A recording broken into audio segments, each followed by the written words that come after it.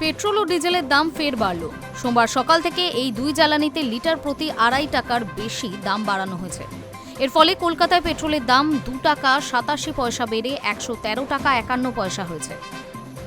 সংশ্লিষ্ট সূত্র থেকে বলা হচ্ছে, পশ্চিম এশিয়া, যুক্তরাষ্ট্র ও ইরানের মধ্যেকার সংঘাত এবং হরমুজ প্রণালী বন্ধ থাকার ফলে সৃষ্ট অনিশ্চয়তার জেরে 2 সপ্তাহেরও কম সময়ের মধ্যে চতুর্থবারের মতো মূল্যবৃদ্ধি করতে হলো নিত্য প্রয়োজনীয় এই দুই জ্বালানির।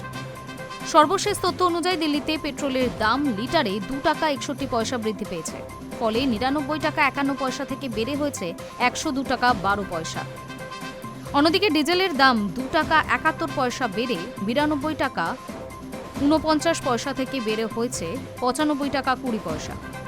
রাষ্ট্রায়ত্ত তেল বিপণন সংস্থাগুলি গত শনিবার প্রতি লিটার পেট্রোল ও ডিজেলের দাম প্রায় 1 টাকা করে বৃদ্ধি করেছিল।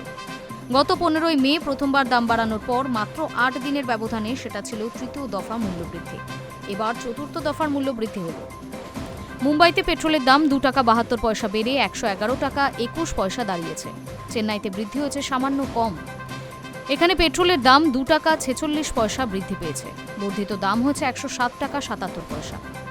সরকারি তেল সংস্থাগুলি জানিয়েছে জ্বালানির দাম আরও বাড়তে পারে।